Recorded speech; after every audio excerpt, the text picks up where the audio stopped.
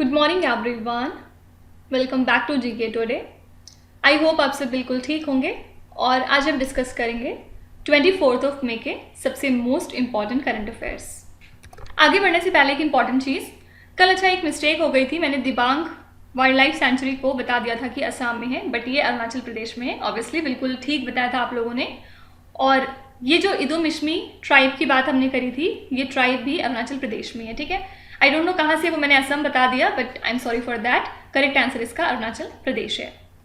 तो जो बातें हमने की थी कि इदुमिश्मी ट्राइब जो है वो प्रोटेस्ट कर रही है अरुणाचल प्रदेश में एक टाइगर रिजर्व को लेके, जो डेवलप हो रहा है दिबांग वाइल्ड लाइफ सेंचुरी में, वो सारी बातें बिल्कुल ठीक है। बस खाली लोकेशन मैंने गलत बता दी थी, असम की जगह वो अरुणाचल प्रदेश कर लीजिएगा। ठीक है, तो मुझे अच्छा लगा कि आप लोग इंटरेस्ट के साथ और ध्यान से सेशन को लेते हैं।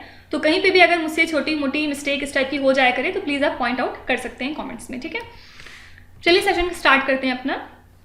विच institution release the world Tourism barometer report? ये रिपोर्ट किसने जारी करी है, आपको ये बताना है। तो ये रिपोर्ट है United Nations World Tourism Organization की। और वर्ल्ड टूरिज्म ऑर्गेनाइजेशन एक स्पेशलाइज्ड एजेंसी है यूनाइटेड नेशंस की, सबको पता है। तो हाल ही में जो second UNWTO World Tourism barometer of the year release की गई है, उसके मुताबिक जो इंटरनेशनल टूरिज्म है वो फिर से प्री पैंडमिक लेवल्स तक पहुंच रही है। ठीक है, लगभग 235 मिलियन टूरिस्ट ने इंटरनेशनली ट्रेवल किया है 2023 के पहले 3 महीनों में। और इसी के साथ ओवरऑल जो इंटरनेशनल अराइवल है वो प्री पैंडमिक लेवल से अगर हम कंपेयर करें तो उसका 80% तक पहुंच चुका है 2023 के अभी पहले ही क्वार्टर में। ठीक है, तो जो प्री पैंडमिक लेवल पे टूरिज्म होता था उसका 80% अब तक हम कवर कर चुके हैं। फाइन, तो यही बात इस रिपोर्ट में बताई गई थी। रिपोर्ट के अंदर क्या है ये नहीं पूछा जाएगा आपसे, बस याद रखिएगा ये रिपोर्ट किसकी है। तो क्वेश्चन से ही पता चल रहा है, वर्ल्ड टूरिज्म ऑर्गेनाइजेशन की। अच्छा, इसके अलावा अगर कोई आपसे पूछे कि स्प्रिंग 2023 इकोनॉमिक फोरकास्ट को किसने रिलीज़ किया है, तो हाल ही में इसको रिलीज़ किया है यूरोपियन कमीशन ने। और इसमें इन्होंने 2023 to 24 का जो ग्रोथ आउटलुक है 20 कंट्रीज़ का, उसको रिवाइज किया है। और ऐसी कंट्रीज इस पर इन्वॉल्व होती हैं जिनकी करेंसी यूरो होती है। ठीक है, तो ये जो ग्रोथ आउटलुक है इन्होंने रिवाइज किया है टू 1.1%, और पहले इन्होंने एस्टिमेट किया था इसको 0.9%। और रिपोर्ट के मुताबिक लोअर एनर्जी प्राइसेस और स्ट्रॉन्ग लेबर मार्केट जो है वो मॉडरेट ग्रोथ को काफ़ी ज़्यादा सपोर्ट कर रहा है अगर हम 2023 के पहले क्वार्टर की बात करें तो। ठीक है, तो बस आपसे ये पूछा जा सकता है कि कौन सी इंस्टीट्यूशन है जिसने स्प्रिंग 2023 इकोनॉमिक फोरकास्ट को जारी किया, तो ये है यूरोपियन कमीशन। नेक्स्ट है, विच institution has established a national energy management centre? तो ये जो सेंटर है किसने स्टैब्लिश किया है? इसको इस्टेब्लिश किया है REMC लिमिटेड ने, जो कि सब्सिडरी है राइट्स लिमिटेड की।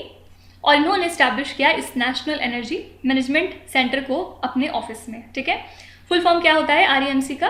Railway energy management company. ठीक है, और इस सेंटर का पर्पस है जो भी एनर्जी प्रोक्योरमेंट है for Indian railways at a pan India level, उसको ओवरसी और हैंडल किया जा सके। ठीक है, तो बस याद रखिएगा इस सेंटर किसने इस्टेब्लिश किया है? REMC लिमिटेड ने। अच्छा, इसके अलावा अगर आपसे कोई पूछे कि हाईली पैथोजेनिक एवियन इन्फ्लुएंजा हाल ही में कौन सी कंट्री में कंफर्म हो चुका है, तो ये इन्फ्लुएंजा हाल ही में पहली बार कंफर्म हुआ है ब्राज़ील में। ठीक है, तो 2 केसेस इसके डिटेक्ट हुए हैं वाइल्ड बर्ड्स में यहाँ पे। और ब्राज़ील की बात करें तो ये दुनिया का टॉप चिकन एक्सपोर्टर है, और गवर्नमेंट ने डिटेक्ट किया है H5N1 सब टाइप को इस इन्फ्लुएंजा वायरस के 2 बर्ड्स के अंदर। ठीक है, और ह्यूमन के साथ जो इनका कॉन्टैक्ट है उसके जो केसेस हैं वो काफ़ी ज़्यादा फिलहाल रेयर हैं। तो बस याद रखिएगा कि हाईली पैथोजेनिक एवियन इन्फ्लुएंजा हाल ही में ब्राज़ील कंट्री से कंफर्म हो चुका है पहली बार। Which union ministry launch the मेरी लाइफ मेरा स्वच्छ शहर कैंपेन? ये कैंपेन किस मिनिस्ट्री ने जारी किया है? तो ये एक तरह का मेगा कैंपेन है ministry of housing and urban affairs का।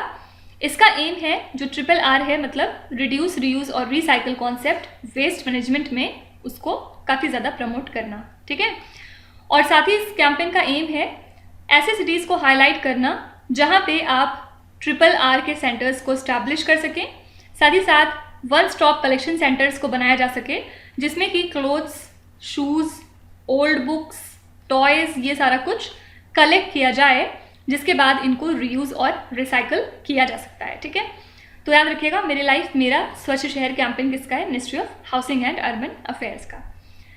इसके अलावा ministry of new and renewable energy भी काफ़ी ज़्यादा आजकल न्यूज़ में है, क्योंकि हाल ही में इन्होंने रिवाइज किया है approved list of models and manufacturer regulation को, जिसके बाद जो प्राइवेट एंटिटीज़ हैं renewable energy manufacturing supply chain में, उनका पार्टिसिपेशन इंक्रीज हो जाएगा। ठीक है, और इससे जो कंप्लायंस कॉस्ट आती है सोलर पीवी मैन्युफैक्चरर्स की, उसको मिनिमाइज करने की कोशिश की गई है। साथ ही जो एप्लीकेशन फाइलिंग है उसका प्रोसेस आसान करने की कोशिश करी गई है। ठीक है, तो अगर आपसे कोई पूछे कि कौन सी यूनियन मिनिस्ट्री है जिसने approved list of models and manufacturer के रेगुलेशन को हाल ही में रिवाइज किया है, तो ये है ministry of renewable energy. Next question काफ़ी इंपॉर्टेंट है। Amy Pope, the first women director general of International Organization for Migration, is from which country? ये इमेज है एमी पॉप की, और ये पहली वुमेन डायरेक्टर जनरल बन चुकी हैं इंटरनेशनल ऑर्गेनाइजेशन फॉर माइग्रेशन की। आपसे पूछ रहे हैं कि ये कौन सी कंट्री को बिलोंग करती हैं, तो ये बिलोंग करती हैं यूएस को, और हाल ही में ये इलेक्ट हो चुकी हैं as the director general of International Organization of Migration. इसी के साथ ये पहली वुमेन है जो इस पोजीशन पे आ रही हैं इस ऑर्गेनाइजेशन में in it's more than 70 year old history. मतलब जब से ये ऑर्गेनाइजेशन फॉर्म हुआ है 70 साल हो चुके हैं, लेकिन अब तक कोई भी वुमेन इस पोजीशन को ऑक्यूपाई नहीं करी थी। ठीक है, और यूएसए की बात करें अगर, तो ये लार्जेस्ट बायलैटरल डोनर है इंटरनेशनल ऑर्गेनाइजेशन फॉर माइग्रेशन के लिए। ठीक है, तो हो सकता है आपसे एग्जाम में इस तरह पूछ लें कि पहली वुमेन डायरेक्टर जनरल कौन है इंटरनेशनल ऑर्गेनाइजेशन फॉर माइग्रेशन की, तो इनका नाम भी याद रखिएगा, ये है Amy Pope. Which state procured over 6 lakh quintals of finger millet under its state millet mission? तो जो खरीफ सीजन बीता है अभी 2022 से 23 का, इसमें उड़ीसा स्टेट गवर्नमेंट ने प्रोक्योर किए हैं कम से कम 6 लाख क्विंटल रागी और फिंगर मिलेट के अंडर उड़ीसा मिलेट मिशन, और इस क्रॉप को खरीदा गया at minimum support price of 3,578 rupees पर क्विंटल। और ये मिशन इनिशिएटिव है state department of agriculture and farmers welfare का, जिसमें कि मिलेट को रिवाइव किया गया डिफरेंट ऑर्गेनाइजेशन के साथ कोलैबोरेट करके, like NCDS and local NGOs। Fine, तो याद रखिएगा उड़ीसा ने खरीदे हैं 6 lakh quintal of finger millet और ragi under its state millet mission. Next है, which country manufactures the HIMARS rocket? कौन सी कंट्री इस रॉकेट को मैन्युफैक्चर करती है? तो इसको मैन्युफैक्चर करती है यूएस, और किस वजह से आजकल न्यूज़ में है? क्योंकि पोलैंड ने हाल ही में रिसीव कर लिया है अपना पहला बैच इन रॉकेट लॉन्चर्स का फ्रॉम द कंट्री यूएस। ठीक है, और इन रॉकेट्स को पोलैंड डिप्लॉय करेगा अपने बॉर्डर पे जो कि रशिया के टच में है। ठीक है, तो पोलैंड क्यों खरीद रहा है इतने सारे वेपन्स को? क्योंकि जो रशिया और यूक्रेन की वॉर चल रही है उससे कहीं ना कहीं पोलैंड को भी खतरा बना हुआ है, और इसीलिए Poland billion of dollar worth का वेपन खरीद रहा है दो कंट्रीज से, स्पेशली यूएस और साउथ कोरिया से। फाइन, तो याद रखिएगा हिमार्स रॉकेट को मैन्युफैक्चर करती है यूएस, और आजकल क्यों न्यूज़ में है? क्योंकि पोलैंड कंट्री जो है वो इन रॉकेट को परचेज कर रही है यूएसए से, और पहला बैच पोलैंड ने अब तक रिसीव कर लिया है। Initiative on critical and emerging technology मतलब ICET is an initiative between India and which other country? ये किस दो कंट्रीज के बीच का इनिशिएटिव है? तो ये है इनिशिएटिव इंडिया और यूएस के बीच का, और इसको लॉन्च किया गया था मई में 2022 के। तो जो पहली मीटिंग है स्ट्रैटेजिक ट्रेड डायलॉग की, जिसमें कि US India initiative on critical and emerging technology के आउटकम्स को इम्प्लीमेंट किया जाना था, वो बहुत जल्द होने वाली है। और इस मीटिंग से होगा क्या? जो भी एक्सपोर्ट कंट्रोल्स हैं हमारे, वो स्ट्रीमलाइन किए जाएंगे, जिससे कि हाईटेक कॉमर्स इम्प्रूव हो सके और टेक ट्रांसफ़र को फैसिलिटेट किया जाएगा बिटवीन द कंट्रीज। ठीक है, तो याद रखिएगा ये ICET किन दो कंट्रीज़ के बीच का इनिशिएटिव है? तो इंडिया और यूएस। लेकिन इसके अलावा अगर आपसे कोई पूछे कि एस्टेरॉयड बेल्ट कौन सी दो प्लैनेट्स के बीच में होती है, ये आजकल काफ़ी ज़्यादा चर्चे में है। किस वजह से? Because of comet read. Comet read ये मेन बेल्ट कॉमेट है जो कि पाई जाती है इस मेन एस्टेरॉयड बेल्ट में, और ये वन ऑफ द 3 कॉमेट्स है जिसको कि यूज़ किया जा रहा है to establish the category of main belt comets. ठीक है, और जेम्स वेब स्पेस टेलीस्कोप की जो फाइंडिंग है वो काफ़ी ज़्यादा इंटरेस्टिंग हो चुकी है, क्योंकि ये पहली बार है जब वाटर पाया गया इस मेन एस्टेरॉइड बेल्ट में, जो कि लाई करता है between the planet Mars and Jupiter. ठीक है, तो क्योंकि एस्टेरॉइड बेल्ट न्यूज़ में है तो हो सकता है साइंस एंड टेक्नोलॉजी का क्वेश्चन बना के आपसे पूछ लें कि एस्टेरॉइड बेल्ट कौन से 2 प्लैनेट के बीच में लाई करता है, तो याद रखिएगा Mars and Jupiter. Which documentary won the Best Long Documentary Award at the South Asian Film Festival of Montreal 2023? तो इस डॉक्यूमेंट्री का नाम है गौरी, जो कि एक डॉक्यूमेंट्री है based on journalist and activist Gauri Lankesh. ठीक है, हाल ही में इस डॉक्यूमेंट्री ने जीत लिया है बेस्ट लॉन्ग डॉक्यूमेंट्री का अवार्ड। कहाँ पे? At South Asian Film Festival of Montreal 2023। इस फेस्टिवल को ऑर्गेनाइज किया गया था to promote, foster and enhance cultural harmony between the diverse communities of South Asia. Fine, तो इसी वजह से गौरी डॉक्यूमेंट्री काफ़ी ज़्यादा आजकल चर्चे में बनी हुई है। Auto grow project is implemented by which institutions? Auto grow project किसका है? तो इसको ज्वाइंटली इम्प्लीमेंट किया है Indian Institute of Horticulture Research और Indian Institute of Technology Bombay ने। और अंडर दिस प्रोजेक्ट एक automated green house system develop किया जा रहा है एग्रीकल्चर के प्रेसिशन के लिए। ठीक है, और ये जो सिस्टम है इसमें टोटल 3 कॉन्फ़िगरेशंस मौजूद होंगे। फर्स्ट है हाइड्रोपोनिक्स, सेकेंड है ओपन ग्रो फार्मिंग और थर्ड है वर्टिकल सेटअप। ठीक है, तो ऑटो ग्रो प्रोजेक्ट कौन से 2 इंस्टीट्यूशंस इंप्लीमेंट कर रहे हैं? Indian Institute of Horticultural Research and IIT Bombay. Him care scheme which was seen in the news recently belongs to which category? Him care scheme किस कैटेगरी को बिलोंग करता है? तो मुख्यमंत्री हिमाचल हेल्थ केयर स्कीम मतलब हिम केयर इम्प्लीमेंट करती है हिमाचल प्रदेश गवर्नमेंट, और कब से कर रही है? तो 1 जनवरी 2019 से। तो under this scheme cashless treatment coverage 5 lakh rupees per year पर फैमिली प्रोवाइड किया जाता है इम्पैनल्ड हॉस्पिटल्स में, और इस इनिशिएटिव के तहत हिम केयर कार्ड्स जो हैं वो डिस्ट्रीब्यूट किए जाएंगे जेल इनमेट्स को। फाइन, तो याद रखिएगा him care scheme medical insurance scheme है एक तरह की, और ये इंप्लीमेंट करती है हिमाचल प्रदेश की गवर्नमेंट। अच्छा, इसके अलावा हाल ही में इंडियन गवर्नमेंट ने मैंडेट कर दिया है कि सभी रजिस्टर्ड डॉक्टर्स को एक यूनिक आइडेंटिफिकेशन नंबर मिलेगा from the national medical commission, और लेटेस्ट डेटा जो है वो अपडेट किया जाएगा in the national medical register. ठीक है, और इसी के साथ जो भी लोग हैं वो डॉक्टर्स की डिटेल, उनका date of birth, date of registration वगैरह ईजिली देख सकते हैं इस पैनल पे जाके। फाइन, तो अगर आपसे कोई पूछे कि कौन सा पोर्टल है जिसमें इंडिया के सभी रजिस्टर्ड डॉक्टर्स की डिटेल मौजूद रहेगी अब से, तो ये है नेशनल मेडिकल रजिस्टर। नेक्स्ट है which milestone has been achieved by the Innovations for Defence Excellence? सबसे पहले याद रखिएगा कि ये जो इनोवेशन फॉर डिफेंस एक्सेलेंस है ये फ्लैगशिप इनिशिएटिव है यूनियन डिफेंस मिनिस्ट्री का, और हाल ही में इसने एक माइलस्टोन अचीव किया है जिसमें इन्होंने 250th कॉन्ट्रैक्ट अपना साइन कर लिया है, और ये पहला है under the mission depth space, और ये 100 स्प्रिंट कॉन्ट्रैक्ट है। फाइन, तो याद रखिएगा ये जो मिशन डेप्थ स्पेस है इसको लॉन्च किया गया था विद 75 डिफेंस स्पेस चैलेंजेस, जिनको कि एड्रेस करने वाला था प्राइवेट सेक्टर। ओके, तो यहाँ पे आंसर हो जाएगा 250, ये 250th कॉन्ट्रैक्ट था। लास्ट क्वेश्चन है which is the first state in the country to introduce a welfare fund for Mahatma Gandhi national rural employment guarantee scheme workers? कौन सा पहला स्टेट हो चुका है पूरी कंट्री का जिसने एक वेलफेयर फंड इस स्कीम के तहत इंट्रोड्यूस कर लिया है? तो ये स्टेट है केरला, और इस इनिशिएटिव के तहत जो individuals above the age of 60 हैं वो पेंशन के लिए एलिजिबल हो चुके हैं अंडर दिस फंड। ठीक है, और इस वेलफेयर फंड को फॉर्म किया गया as per the Kerala employment guarantee workers welfare fund act 2021। तो याद रखिएगा केरला पहला स्टेट हो चुका है कंट्री का जिसने एक वेलफेयर फंड ऑर्गेनाइज किया है for the Mahatma Gandhi national rural employment guarantee scheme workers. तो इसी के साथ हमने आज के सभी इंपॉर्टेंट करंट अफेयर्स को कवर कर लिया है, और अब हम चलते हैं हमारे रिवीजन सेशन की तरफ जिसमें हम अप्रैल मंथ के करंट अफेयर्स को फिलहाल रिवाइज कर रहे हैं, और आज ये 11th पार्ट रहेगा इस सीरीज में जिसमें हम क्वेश्चन नंबर 151 से लेकर क्वेश्चन नंबर 165 तक डिस्कस करेंगे। Which institution release the guidelines for assessment of child suspects in heinous offences? तो NCPCR मतलब National Commission for Protection of Child Rights, इन्होंने गाइडलाइन जारी किया है पहली बार for conducting initial assessment of child suspect. Vegetable production system, जिसको आप वेजी कहते हैं, is associated with which space agency.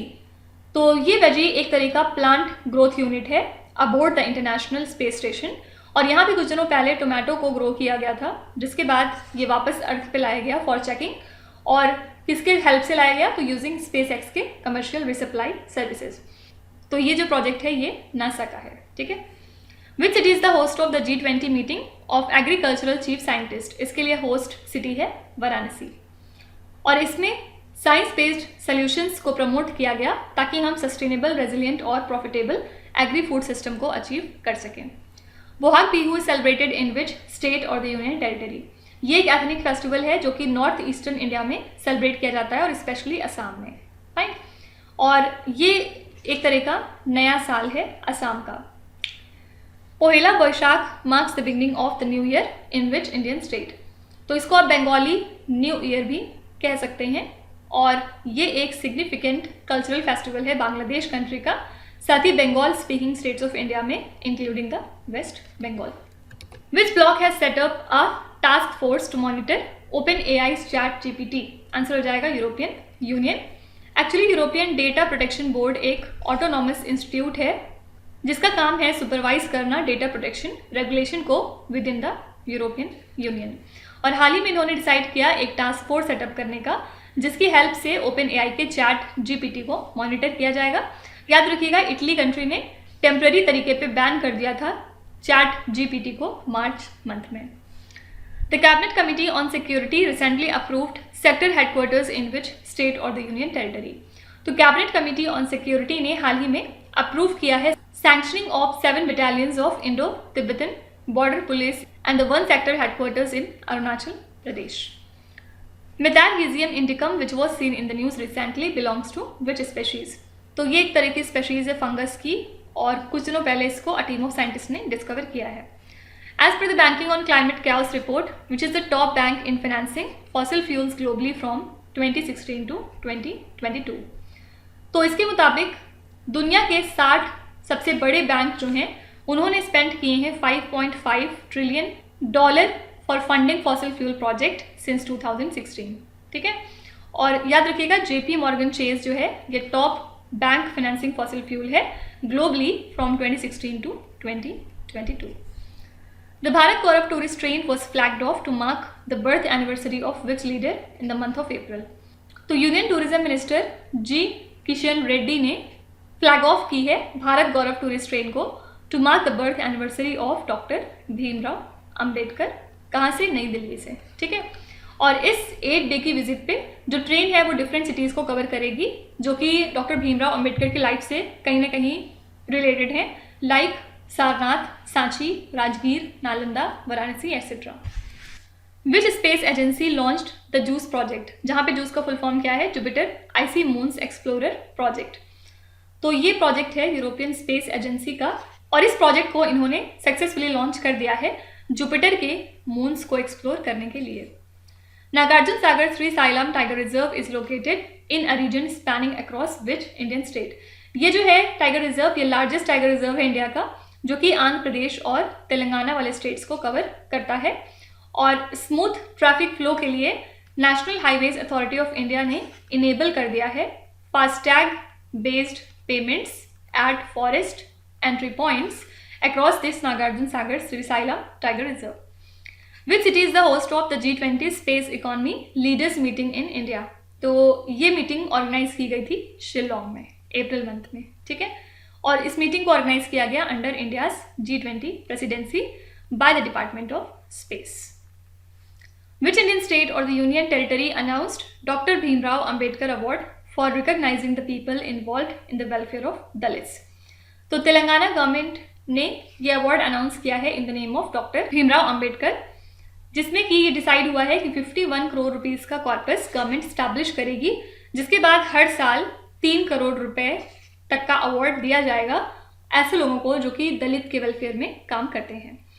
Which city is the host of the global conference on compressed biogas? इसके लिए होस्ट थी नई दिल्ली, और थीम थी इस इवेंट के लिए towards progressive policy framework for a robust CBG foundation and growth, fine. तो इसी के साथ हमने नेक्स्ट 15 क्वेश्चंस कवर कर लिए हैं अप्रैल मंथ के, और कल हम यहीं से कंटिन्यू करते हुए आगे चलेंगे। क्वेश्चन नंबर 166 से लेके क्वेश्चन नंबर 180 तक डिस्कस करेंगे। चलिए बाकी क्विज की तरफ चलते हैं। ये 5 क्वेश्चंस हैं जिनको आपको ध्यान से पढ़ना है और इसका जवाब आपको कमेंट्स में लिखना है। तो यहाँ पे वीडियो को पॉज करिए, एक एक करके ध्यान से क्वेश्चन को पढ़िए। जो भी आपको आते हैं वेल एंड गुड, और जो नहीं आते कोई भी बात नहीं। विथ टाइम डेफिनेटली आपका स्कोर इंप्रूव करेगा, बस आपको कंसिस्टेंट और परसिस्टेंट रहने की ज़रूरत है। So that's it for today. I hope you have like the session. आज का सेशन आपको कैसा लगा ज़रूर बताइएगा कमेंट्स में। साथ ही साथ आपका कोई भी रिव्यू है, फीडबैक है या फिर सजेशन है तो वो भी आप हमें बता सकते हैं। हमें जानकर खुशी होगी और हम पूरी कोशिश करेंगे उसको इम्प्लीमेंट करने की। तो कल फिर हम मिलेंगे सेम टाइम सेम जगह कल के करंट अफेयर्स के साथ। Till then stay tuned. Thank you so much for watching, and please do not forget to subscribe to GK Today. With this, me Nuzhat Sana signing off.